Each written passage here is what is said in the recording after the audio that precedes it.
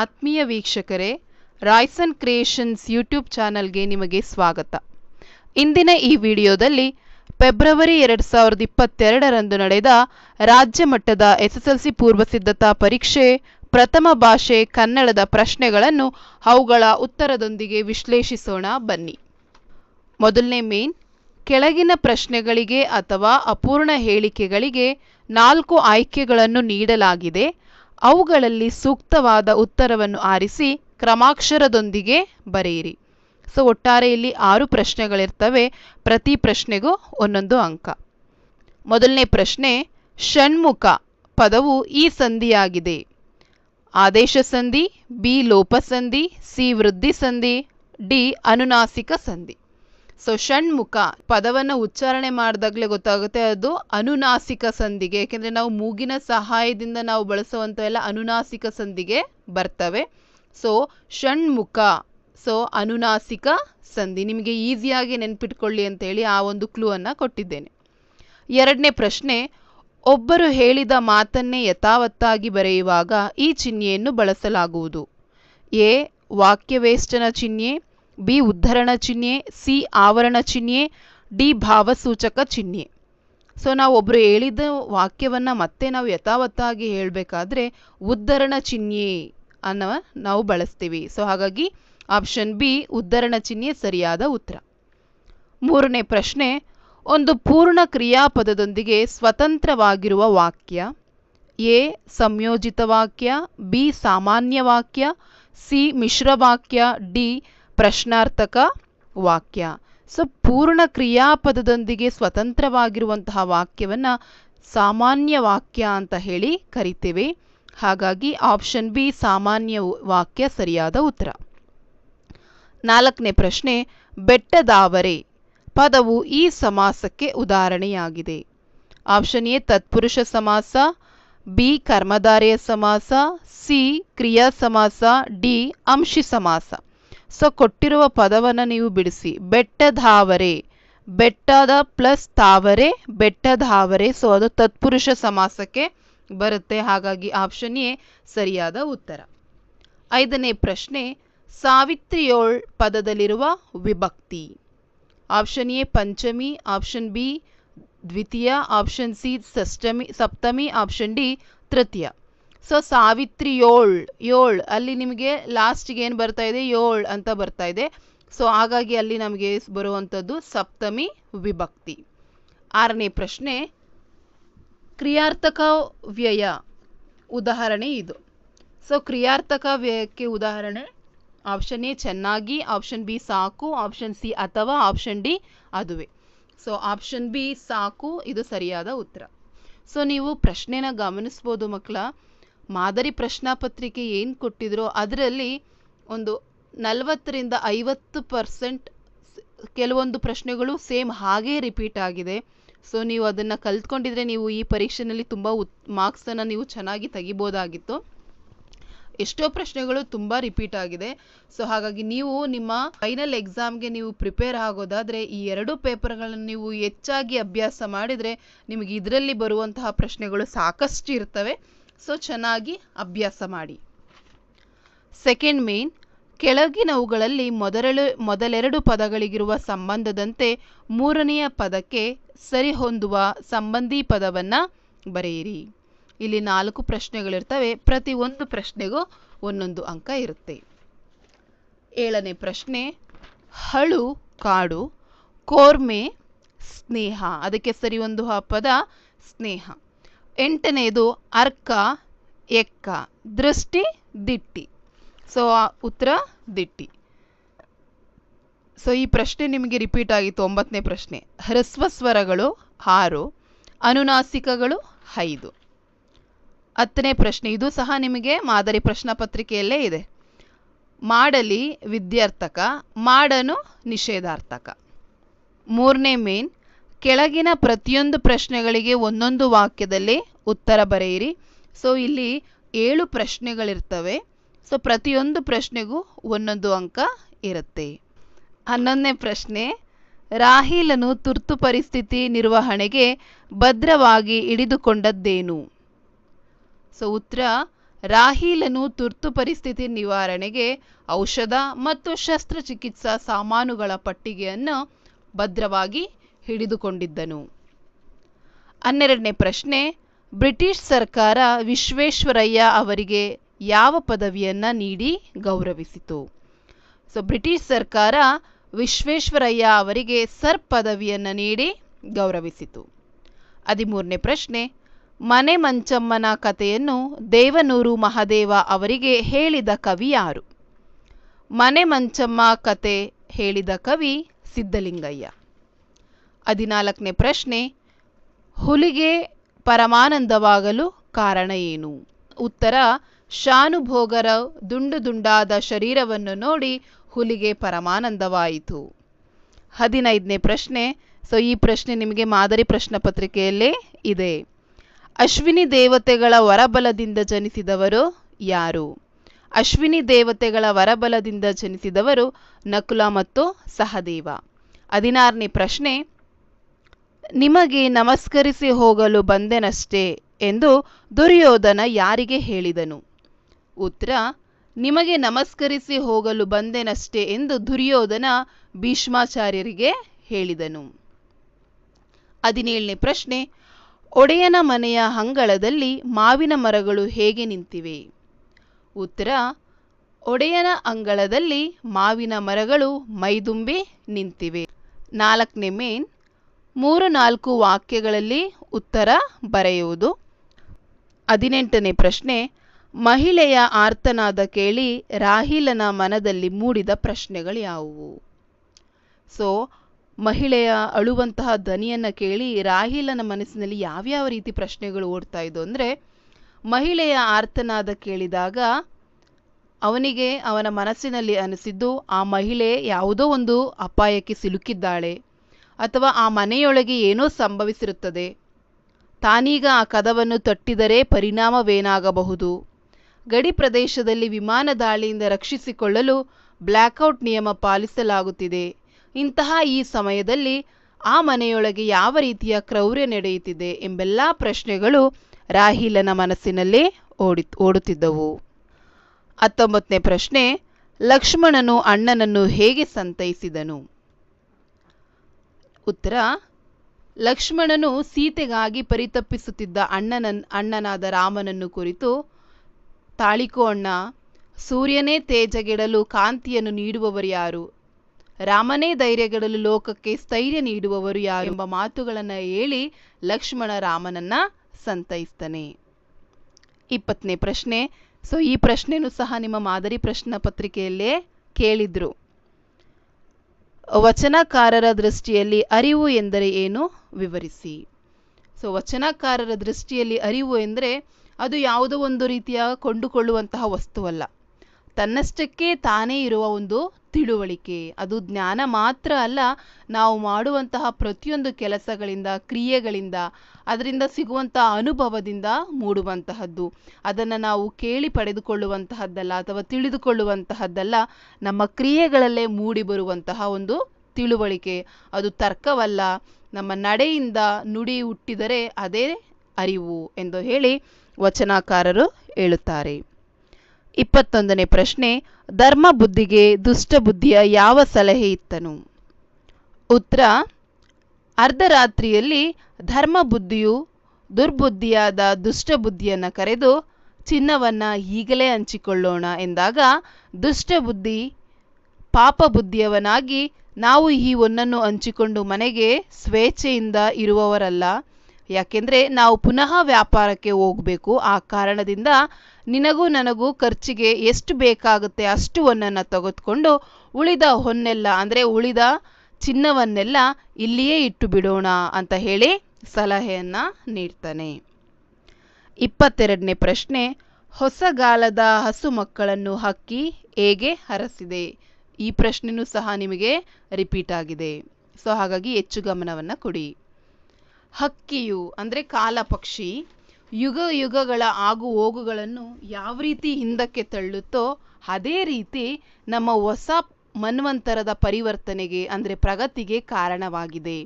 So ಹಕ್ಕಿ ತನ್ನ ರೆಕ್ಕೆಗಳನ್ನು ಬೀಸುವ ಮೂಲಕ ಭೂಮಂಡಲದ ಪ್ರತಿಯೊಂದು ಜೀವಿಗೆ ಚೈತನ್ಯವನ್ನು ನೀಡುತ್ತದೆ.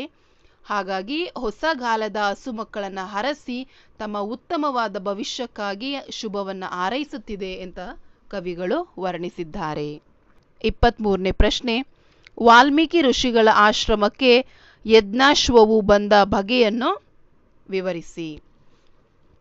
ಸೊ ಶ್ರೀರಾಮನು ಮಹರ್ಷಿಗಳ ಆದೇಶದಂತೆ ಅಶ್ವಮೇಧ ಯಾಗವನ್ನು ಕೈಗೊಳ್ತಾನೆ. ಸೊ ಶತ್ರುಘ್ನನ ಬೆಂಗಾವಲಿನಲ್ಲಿ ಯಜ್ಞಾಶ್ವವನ್ನು ಕಳುಹಿಸ್ತಾನೆ.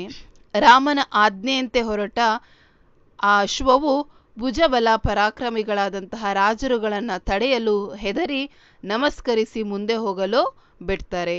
ಸೊ ಹೀಗೆ ಯಜ್ಞಾಶ್ವವು ಭೂಮಿಯನ್ನೆಲ್ಲ ಸಂಚರಿಸುತ್ತಾ ವಾಲ್ಮೀಕಿಯ ಆಶ್ರಮದ ತೋಟದ ಹಸುರಾದಂತಹ ಹುಲ್ಲನ್ನು ತಿನ್ನಲು ಹೊಳಕ್ಕೆ ಬರುತ್ತದೆ.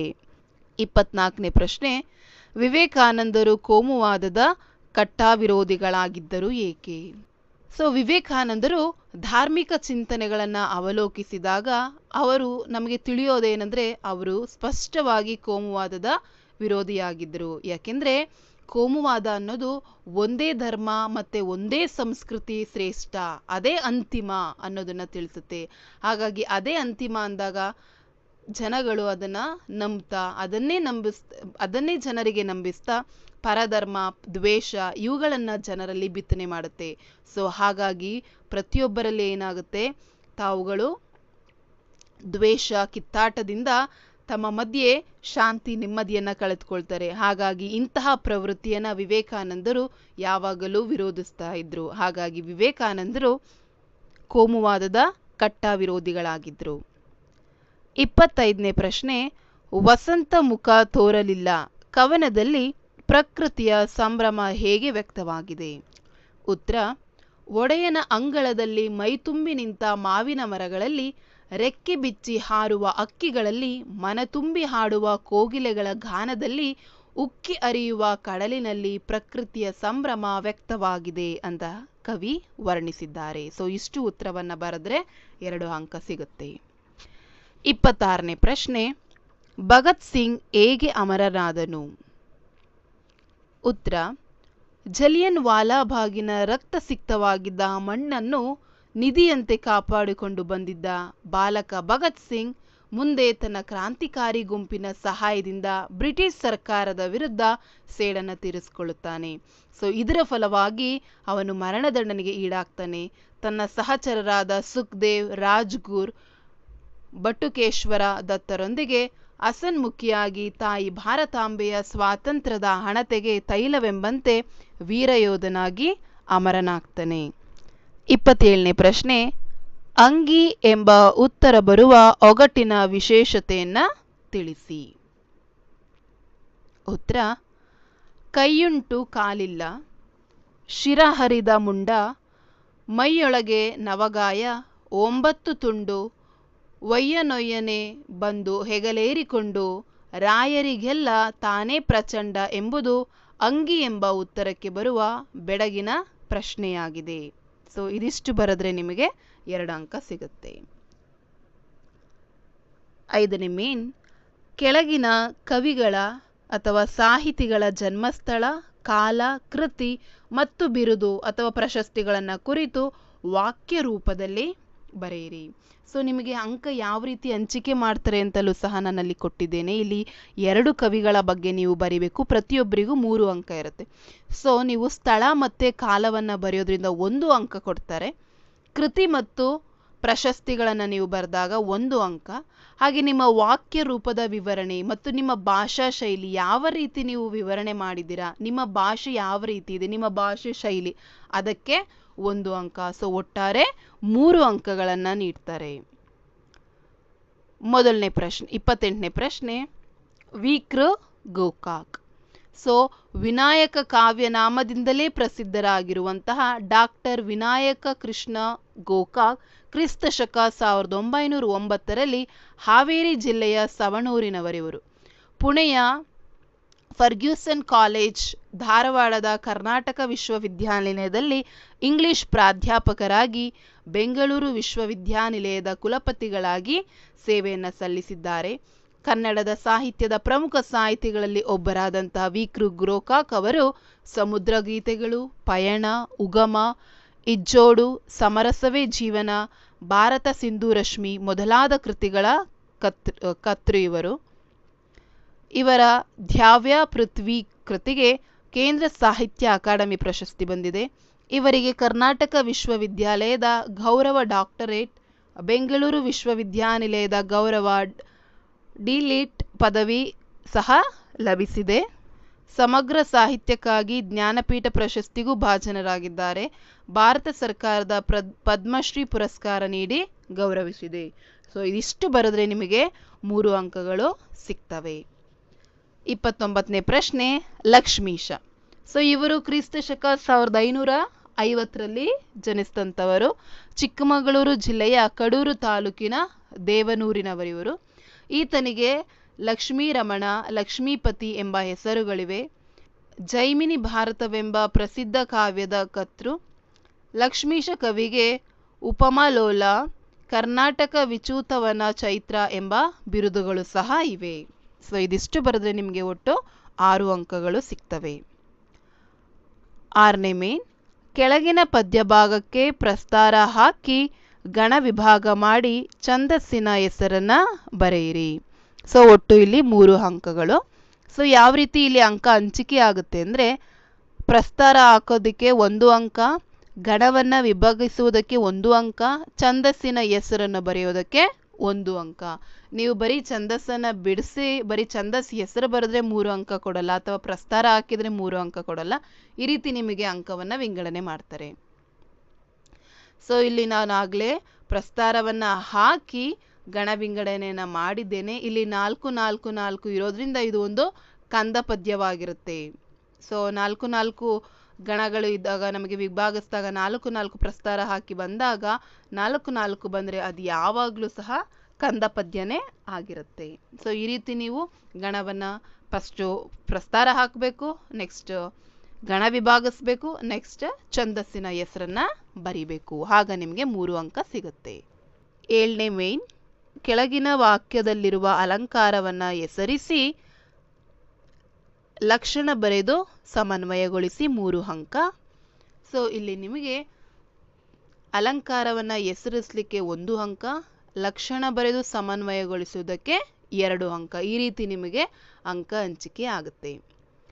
31ನೇ ಪ್ರಶ್ನೆ, ಮಾರಿಗೌತಣವಾಯಿತು ನಾಳಿನ ಭಾರತವು. ಇದು ನಮಗೆ ಕೊಟ್ಟಿರುವಂತಹ ಪ್ರಶ್ನೆ. ಸೊ ಇದರಲ್ಲಿ ಯಾವ ಅಲಂಕಾರವಿದೆ ನೋಡಿ. ಮಾರಿಗೌತಣವಾಯಿತು ನಾಳಿನ ಭಾರತ. ಸೊ ಇಲ್ಲಿ ಉಪಮಾನ ಉಪಮೇಯ ಎರಡರಲ್ಲೂ ಅಭೇದವನ್ನು ಕಲ್ಪಿಸುವಂಥದ್ದು. ಅಂದರೆ ಅದರಲ್ಲಿ ಯಾವುದೇ ಹೋಲಿಕೆ ಇಲ್ಲ. ಒಬ್ಬ ವ್ಯಕ್ತಿಯನ್ನು ಅವನು ಚಂದ್ರನೇ ಅಂತಲೇ ಹೇಳುವಂಥದ್ದು. ಅಂದರೆ ಎರಡಕ್ಕೂ ಅಭೇದ ಕಲ್ಪಿಸುವಂತಹ ಅಲಂಕಾರಕ್ಕೆ ನಾವು ರೂಪಕ ಅಲಂಕಾರ ಅಂತ ಹೇಳಿ ಕರಿತೀವಿ. ಇಲ್ಲಿ ಏನಾಗಿದೆ ಅಂದರೆ ಮಾರಿಗೌತಣವಾಯಿತು ನಾಳಿನ ಭಾರತವು. ಸೊ ಹಾಗಾಗಿ ಇಲ್ಲಿ ಯಾವ ಅಲಂಕಾರ ಅಂದರೆ ಇದು ರೂಪಕ ಅಲಂಕಾರ. ಸೊ ಏನು ಲಕ್ಷಣ ಇದೆ ಅಂದರೆ ಉಪಮೇಯ ಮತ್ತು ಉಪಮಾನಗಳಲ್ಲಿ ಅಭೇದ ಕಲ್ಪಿಸುವ ಅಲಂಕಾರಕ್ಕೆ ನಾವು ರೂಪಕ ಅಲಂಕಾರ ಅಂತ ಹೇಳಿ ಕರಿತೀವಿ. ಸೊ ಇಲ್ಲಿ ಉಪಮೇಯ ನಾಳಿನ ಭಾರತ ಯುದ್ಧ, ಉಪಮಾನ ಮಾರಿಗೆ ಔತಣ. ಸೊ ಇಲ್ಲಿ ಸಮನ್ವಯ ಏನಂದರೆ ಇಲ್ಲಿ ಉಪಮೇಯವಾದಂತಹ ನಾಳಿನ ಭಾರತ ಯುದ್ಧ ಹಾಗೂ ಉಪಮಾನವಾದ ಮಾರಿಗೆ ಔತಣ ಇವುಗಳಲ್ಲಿ ಅಭೇದವನ್ನು ಕಲ್ಪಿಸಲಾಗಿದೆ. ಆದ ಕಾರಣ ಇದು ಒಂದು ರೂಪಕ ಅಲಂಕಾರವಾಗಿರುತ್ತೆ. ಸೊ ಇಷ್ಟು ಬರೆದ್ರೆ ನಿಮಗೆ 3 ಅಂಕ ಸಿಗುತ್ತೆ. 8ನೇ ಮೇನ್, ಕೆಳಗಿನ ಗಾದೆಗಳಲ್ಲಿ ಯಾವುದಾದರೂ ಒಂದನ್ನು ಗಾದೆಯ ಮಹತ್ವದೊಂದಿಗೆ ವಿಸ್ತರಿಸಿ ಬರೆಯಿರಿ. ಸೊ ಇಲ್ಲಿ ನಮಗೆ ಗಾದೆಯನ್ನು ವಿಸ್ತರಿಸುವುದಕ್ಕೆ ಕೊಟ್ಟಿದ್ದಾರೆ. ಸೊ ಇಲ್ಲಿ ಅಂಕ ಯಾವ ರೀತಿ ಹಂಚಿಕೆ ಆಗುತ್ತೆ ಅಂದರೆ ಗಾದೆಯ ಮಹತ್ವಕ್ಕೆ 1 ಅಂಕ, ಅರ್ಥ ವಿವರಣೆಗೆ 1 ಅಂಕ, ಭಾಷಾ ಶೈಲಿಗೆ ಅಂದರೆ ನೀವು ಯಾವ ರೀತಿ ಭಾಷೆಯನ್ನು ಬಳಸಿದ್ದೀರಾ ಮತ್ತು ಉದಾಹರಣೆಗೆ ಭಾಷೆಯನ್ನು ಬಳಸಿ ಯಾವ ಉದಾಹರಣೆಯನ್ನು ತಗೊಂಡಿದ್ದೀರಾ ಅದಕ್ಕೆ 1 ಅಂಕ. ಸೊ ಇಲ್ಲಿ ಯಾವುದು ಕೇಳಿದ್ದಾರೆ ಅಂದರೆ ತಾಳಿದವನು ಬಾಳಿಯಾನು ಅಥವಾ ಮನಸ್ಸಿದ್ದರೆ ಮಾರ್ಗ. ಸೊ ನಾನು ನಿಮಗೆ ಗಾದೆ ಗೊತ್ತಿರುತ್ತೆ ಅನ್ನೋ ಒಂದು ಉದ್ದೇಶದಿಂದ ನಾನಿಲ್ಲಿ ಗಾದೆಯನ್ನು ಕೊಟ್ಟಿಲ್ಲ. ಯಾಕೆಂದರೆ ಇಂದಿನ ವಿಡಿಯೋದಲ್ಲೂ ಸಹ ನಾನು ಅದನ್ನು ವಿವರಣೆಯನ್ನು ಕೊಟ್ಟಿದ್ದೆ, ಯಾವ ರೀತಿ ಬರಿಬೇಕು, ಮಹತ್ವ ಬರಿಬೇಕು ಮತ್ತು ಅದರ ವಿವರಣೆಯನ್ನು ಯಾವ ರೀತಿ ಮಾಡಬೇಕು ಅಂತ ನಾನು ಹೇಳಿ ಕೊಟ್ಟಿದ್ರಿಂದ ಇದರಲ್ಲಿ ನಾನು ಬರ್ದಿಲ್ಲ. ಸೊ ಎರಡೂ ಸಹ ಈಸಿ ಆಗಿದೆ ನಿಮಗೆ, ತಾಳಿದವನು ಬಾಳಿಯಾನು ಮನಸ್ಸಿದ್ದರೆ ಮಾರ್ಗ. ವಿಡಿಯೋವನ್ನು ನೋಡಿದ್ದಕ್ಕೆ ಧನ್ಯವಾದಗಳು. ಉಳಿದ ಪ್ರಶ್ನೆಗಳನ್ನು ಮುಂದಿನ ವಿಡಿಯೋದಲ್ಲಿ ವಿಶ್ಲೇಷಿಸೋಣ.